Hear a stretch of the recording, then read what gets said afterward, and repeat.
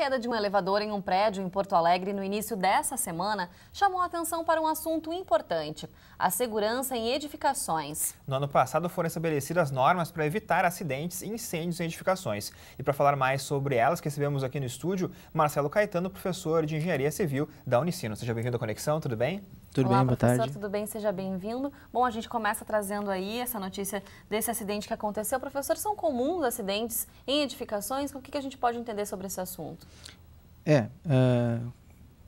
Comum não deveria ser, pelo menos. Mas acontecem acidentes, nós temos diversos relatos.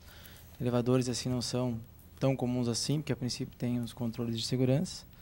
Mas aí tem problemas diversos, problemas de estrutura, daqui a pouco uso de materiais inadequados, né? São os cuidados básicos que a gente tem que ter, assim, né? Os mais comuns mesmo são aqueles que as pessoas acabam fazendo as modificações nos seus prédios ou apartamentos ou nas próprias casas sem consultar um responsável técnico. Isso sim é um risco enorme assim para a segurança em edificações. E acontecem ou podem acontecer diversos acidentes. Tem diversos relatos em relação a isso. Bom, e segundo o delegado que investiga esse caso, né, o Paulo César Jardim, que é titular da primeira delegacia de polícia da capital, o excesso de peso e a imprudência podem ter sido as causas mais prováveis do acidente do elevador que a Iores comentou no começo. Seria por aí, professor, casos comuns assim de pessoas que se enfiam dentro do elevador e acabam, sabe... Essa questão da imprudência mesmo, da falta de cuidado não poder realmente... esperar a próxima viagem do elevador, né, para poder descer ou subir. Às vezes acontece mesmo, a gente não observa alguns recados, né, a placa, por exemplo, ou não especifica bem isso e acaba acontecendo. Tem vários critérios, desde a questão do projeto, do próprio... Vamos falar do elevador que a gente está falando aqui. O próprio projeto do elevador tem que ser bem determinado para aquele uso específico ali, para aquela carga, aquele equipamento, aquele cabo de aço, né? Até depois a operação, a execução dele, fabricação, que tem normas específicas para isso. Aí entra na própria operação, que daí daqui a pouco a gente não observa se está atendendo conforme o que foi executado, conforme o projeto. E por último, que talvez seja um dos problemas, é a manutenção, né? Porque é um equipamento, o equipamento está suscetível a falhas, né? E a gente tem que estar acompanhando e verificando esses sinais assim de possíveis manutenções. Então tem uma periodicidade, isso tem que ser observado, né? E quais são as normas, professor, vigentes atualmente em relação às edificações? Eu não sei precisar o número delas, tá? Mas existem diversas, desde normas para construção, para ampliações. O Corpo de Bombeiros agora então lançou alguns decretos novos, nós temos já diversas normas brasileiras que padronizam certos equipamentos ou atividades, né? Então, na verdade, normas e legislações nós temos assim um monte.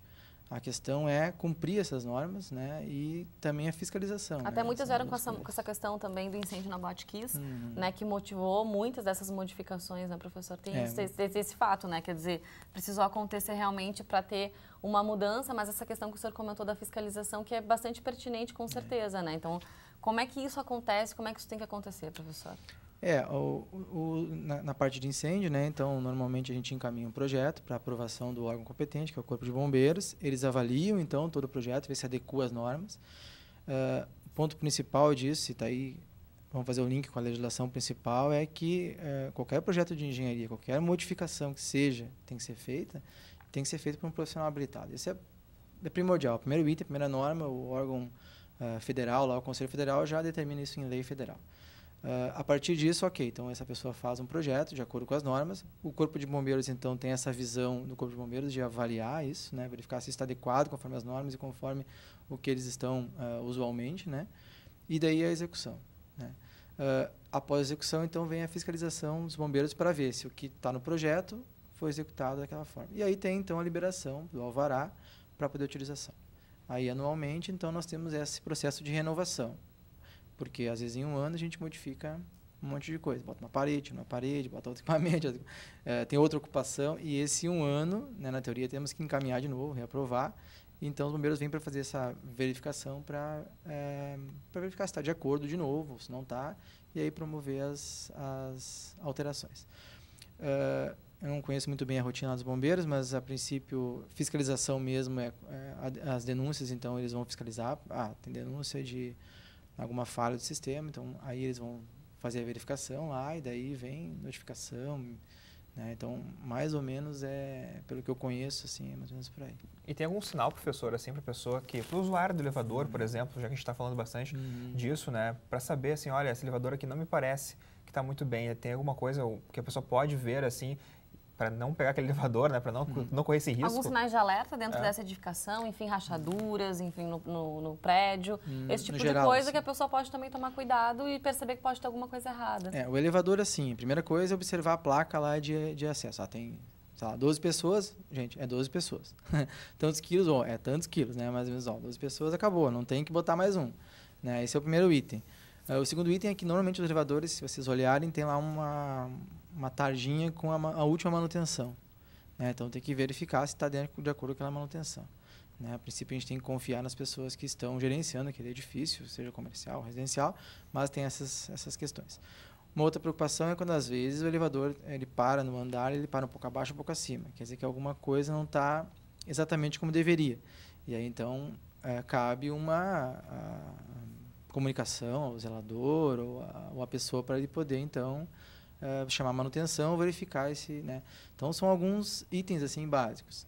Se falando em prédios, as pessoas se assustam bastante com rachaduras, né? Então, nem todas as rachaduras são rachaduras de patologia, que a gente chama de construção. Algumas são normal da estrutura, por exemplo, uma junta de dilatação. E como diferenciar isso, professor? Para quem é leigo? Pois é, quem é leigo, o importante é chamar um responsável técnico, né? Sempre é importante. Então, por isso que eu frisei antes os cuidados para a modificação dessa edificação. Eu não posso sair modificando sem ter um responsável técnico. Nós temos lei para isso, é obrigatório, né? Para eu modificar qualquer coisa em casa, eu tenho que ter lei. Eu vou tirar uma parede, não dá para tirar. Tem que chamar alguém responsável, porque o risco é muito grande. A gente não tem esse conhecimento, né? O pessoal, a gente que estuda, bom, aí tem o conhecimento, mas quem não está lá, quem é leigo, não tem esse conhecimento, tem que chamar uma pessoa habilitada para isso. E aí, então, ela consegue orientar de uma forma mais adequada. Eu diria assim, olhando assim, amassados em esquadrias, em janelas, em portas, isso pode ser sinal, algum abalamento muito grande assim, em estrutura, tem alguns sinais aí que são mais fáceis de olhar, né?